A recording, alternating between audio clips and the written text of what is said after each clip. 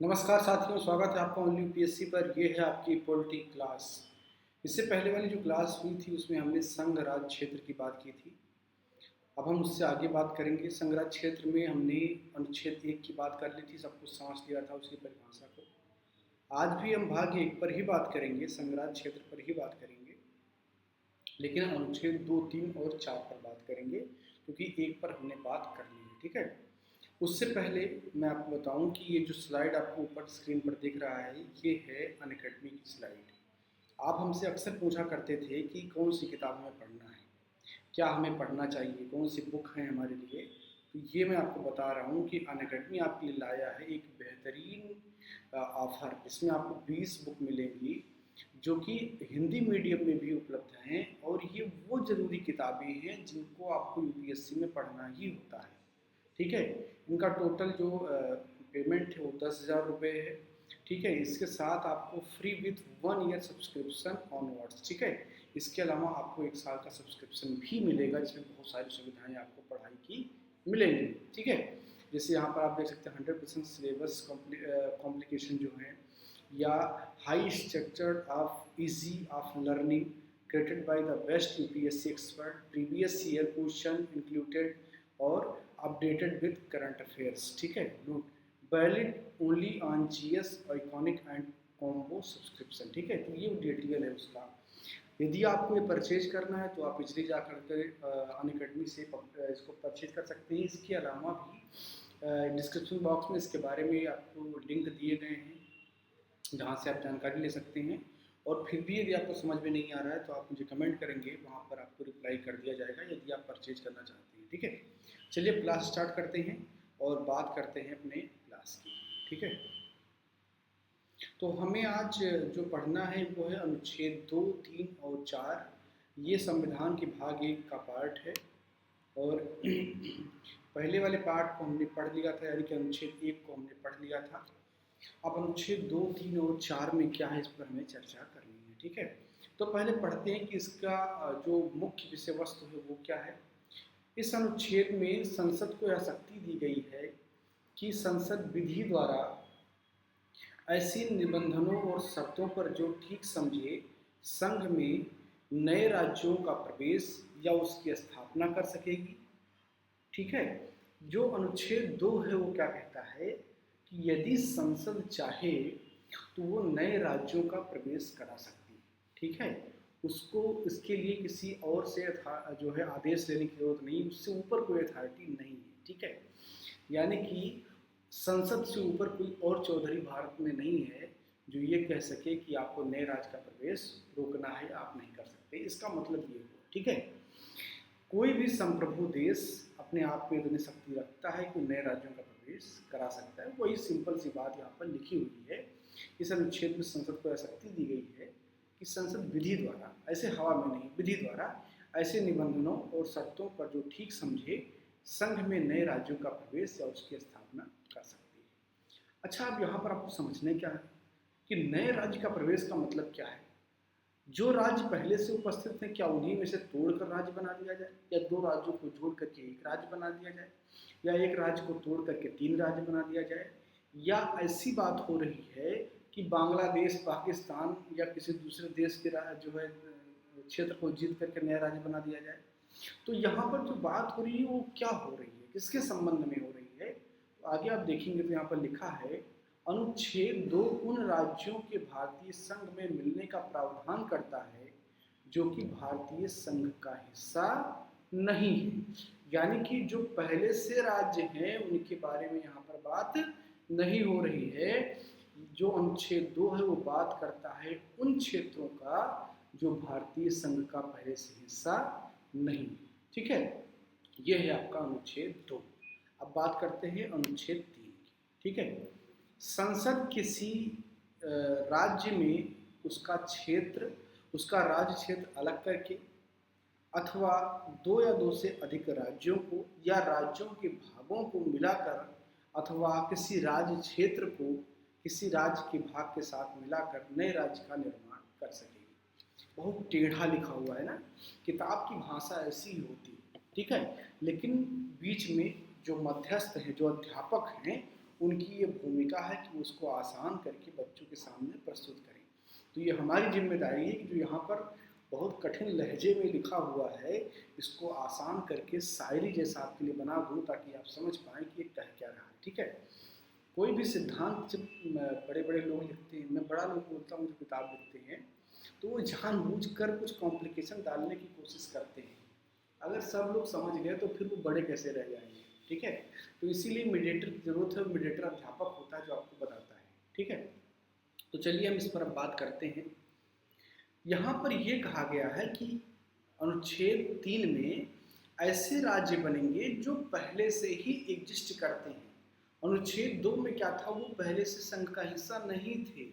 यहाँ पर क्या कह रहा है कि किसी राज्य के क्षेत्र को काट करके, जैसे आप जानते हैं कि उत्तर प्रदेश को काट करके उत्तराखंड बना, बिहार को काट करके झारखंड बना, और मध्य प्रदेश को काट करके छत्तीसगढ़ बना।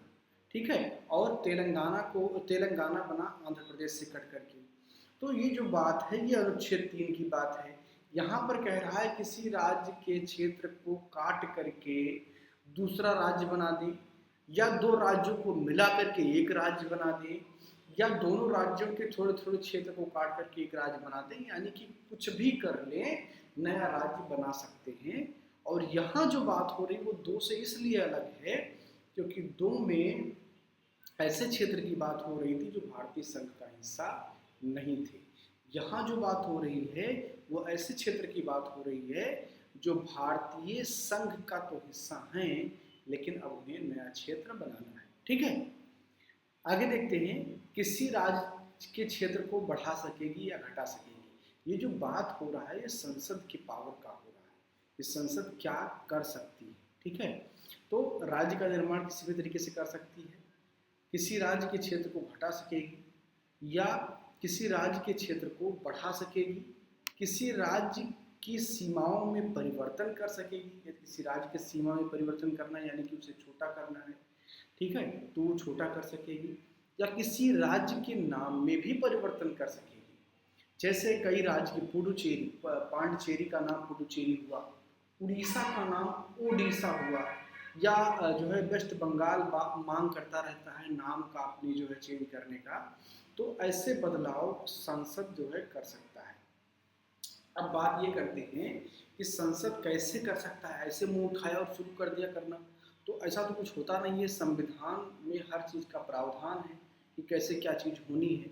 तो क्या प्रावधान है उस पर बात करते हैं। नीचे जो आपका अगला हेडिंग है वो क्या है कि उक्त बदलाव किस प्रकार किए जा सकते हैं। तो ये प्रावधान है कि ऐसे हो सकते हैं। ठीक है, तो ऐसे प्रावधान करने के लिए अब आप जानते हैं कि संविधान है, ये व्यवस्थाएं संविधान में लिखी हैं।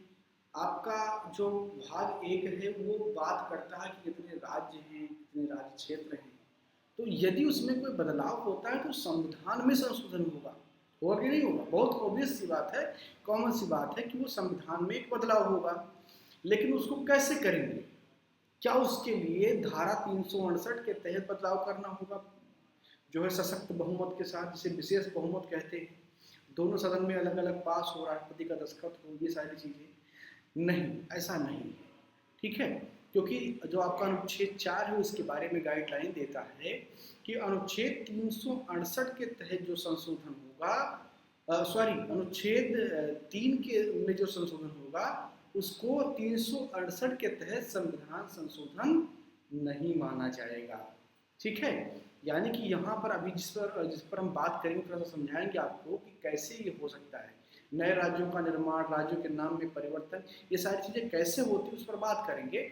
लेकिन क्या ये संविधान संशोधन माना जाएगा? जैसे मान लीजिए जीएसटी को जोड़ने के लिए संविधान संशोधन करना पड़ा, या ओबीसी को संवैधानिक दर्जा देने के लिए संविधान संशोधन हुआ, ऐसा नहीं करना होगा। ये अनुच्छेद आपका 4 कहता है या घोषित करता है कि नए राज्यों का प्रवेश या गठन, राज्यों के निर्माण, सीमा क्षेत्र में परिवर्तन या नाम में परिवर्तन को संविधान के अनुच्छेद 368 के तहत संशोधन नहीं माना जाएगा। ठीक है, तो ये बात कौन कहता है? अनुच्छेद 4 कहता है। ये भी भारतीय संविधान के भाग 1 का ही हिस्सा है। ठीक है, अब हम बात करते हैं कि इसे होता कैसे, ये सारे प्रावधान होते कैसे हैं। जैसे अभी एग्जाम्पल लेंगे जम्मू कश्मीर का। कुछ दिन पहले जम्मू कश्मीर को लेकर के संसद में तांडव हुआ। ठीक है, कब तांडव हुआ? जब गृह मंत्री अमित शाह ने एक बिल प्रस्तुत किया, एक संकल्प प्रस्तुत किया जो कि राष्ट्रपति के जो है संस्तुति के बाद में था, और वो यह था कि जम्मू कश्मीर जो एक पूर्ण राज्य था उसको केंद्र शासित प्रदेश में बदलना था, ये प्रस्ताव था। ठीक है, यानी कि और उसको डिवाइड भी करना था। वहाँ पर 2 केंद्र शासित प्रदेश बनाए गए, यानी कि लद्दाख को अलग किया गया। कुल मिलाकर के उसके राज्य क्षेत्र में परिवर्तन हो रहा था और लद्दाख को उससे अलग किया जा रहा था। तो ये कैसे हुआ? अगर संविधान संशोधन करना होता तो क्या आपको लगता है कि वो कर पाते? अरे कभी नहीं कर पाते भाई साहब, क्योंकि उस वक्त राज्यसभा में सरकार के पास पर्याप्त संख्या नहीं थी कि वो संविधान संशोधन बिल पास करवा लेते। ठीक है, तो इस प्रकार के संशोधन करने के लिए संविधान संशोधन की आवश्यकता नहीं पड़ती है। होता क्या है, प्रोसीजर क्या है, उसको समझते हैं। तो जब किसी राज्य के क्षेत्र में परिवर्तन, उसके नाम में परिवर्तन, नए राज्यों का गठन करना होता है, तो उसके लिए व्यवस्था ये है कि राष्ट्रपति महोदय से पूर्व अनुमति ली जाती है। यानी कि संसद राष्ट्रपति से अनुमति लेता है, यानी कि संबंधित विभाग के मंत्री अनुमति लेते हैं कि राष्ट्रपति महोदय हम फला कार्य करने जा रहे हैं और इसके लिए हम आपकी पूर्व अनुमति चाहते हैं। राष्ट्रपति जी कहते हैं ठीक है, यो मस्त, क्योंकि राष्ट्रपति तो हमेशा मंत्रियों के इशारों पर काम करता है, तो कहता है यो मस्त, जाओ कर लो तुम। ठीक है, हमसे क्या मतलब है, आपको दस्तखत करना है, हमको कठपुतली बना के बैठा दिया है, कठपुतली होता है। ठीक है, इसके अलावा जब राष्ट्रपति अब सहमत हो जाता है तो संबंधित राज्यों के विधानमंडल को भेजता है कि भैया ऐसा है कि आप इसको थोड़ा सा पढ़ लीजिए, आपके राज्य को हम छोटा करने जा रहे हैं, 4 इंच छोटा करने जा रहे हैं, या इसमें जो है एक नए राज्य का गठन करने जा रहे हैं। ठीक है, तो उसके लिए क्या करता है, विधानमंडल को भेजता है कि आप लोग भी थोड़ा समझ लीजिए, संसद ने ये विचार करना प्रारंभ किया है कि हम आपके राज्य की सीमा में परिवर्तन करेंगे, उसके नाम में परिवर्तन करेंगे या नए राज्य का निर्माण करेंगे, तो उसको थोड़ा सा आप समझ लीजिए। विधानमंडल को भेजता है। अब विधानमंडल उस पर अपनी संस्तुति देता है, लेकिन उसकी संस्तुति इतनी मजबूत नहीं है कि उस संसद की कार्रवाई को रोके। वो बस एक प्रकार का सलाहकारी है कि भैया पूछ लिया कि भैया नाराज तो नहीं हो जाएंगे, लेकिन भैया का बात सुना नहीं जाएगा, भैया नाराज है तो अपने घर पे नाराज बैठे हैं। संसद को इतना पावर है कि वो कर सकता है, उसको बहुत लोड लेने की जरूरत नहीं होती। ठीक है, तो होता क्या है कि संसद बस केवल ये प्रक्रिया अपनाती है, एक बार उनसे कंसल्ट किया जाता है, उसके बाद में राष्ट्रपति की पूर्व अनुमति, फिर संसद में एक संकल्प पत्र प्रस्तुत होता है जिस पर वोटिंग होती है, और सामान्य बहुमत से उस संकल्प पत्र को पारित करने के बाद में राज्य के नाम में परिवर्तन हो जाता है, नए राज्यों का गठन हो जाता है, या उसके सीमाओं को छोटा या बड़ा कर सकते हैं। तो ये पूरी व्यवस्था है उसको करने की। ठीक है, उम्मीद करता हूँ कि आपको समझ में आया होगा, क्योंकि इतना कठिन नहीं है और मैंने बहुत कोशिश की है कि उसको आसानी से आपको समझा सकूँ। ठीक है, तो अगली क्लास में हम बात करेंगे अनुच्छेद 4 तो हमारा समाप्त हो गया।